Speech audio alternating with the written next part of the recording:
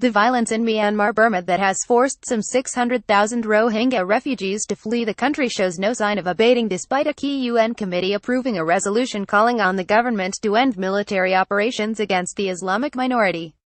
The ongoing persecution, which the UN has branded a textbook example of ethnic cleansing, poses questions of both safety and ethics to travelers to the Southeast Asian state.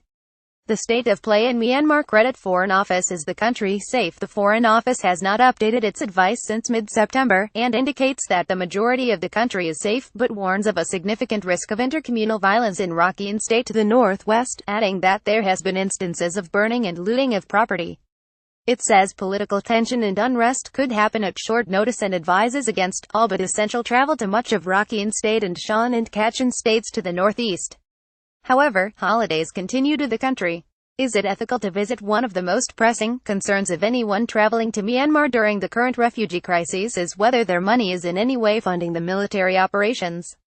Our view, for now, is that if we can continue to benefit local communities and help keep Burma visible to the international community through tourism, then we'll continue to sell holidays there, said Justin Francis, CEO of Responsible Travel.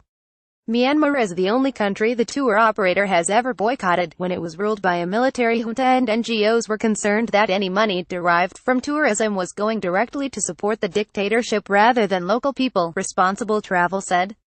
The Irrawaddy is popular for cruises. Credit to Enjoy 62 Photolia. Since the release of now leader Aung San Suu Kyi in 2010, authorities promised that it would welcome visitors keen to promote the welfare of the common people, and Responsible Travel lifted its ban.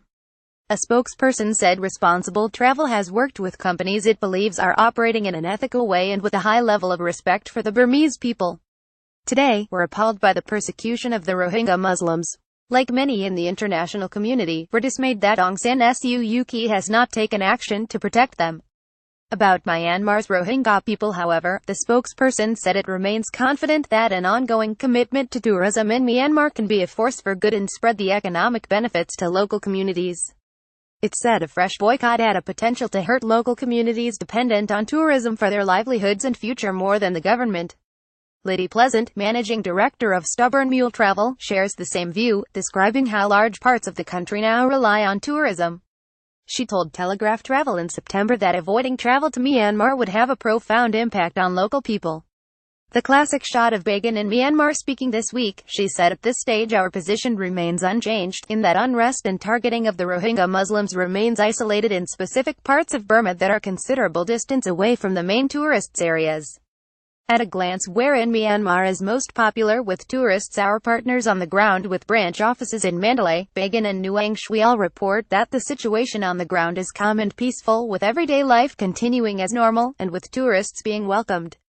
Therefore we continue to be happy to send clients to Burma and don't foresee any change to this unless there is a significant development locally.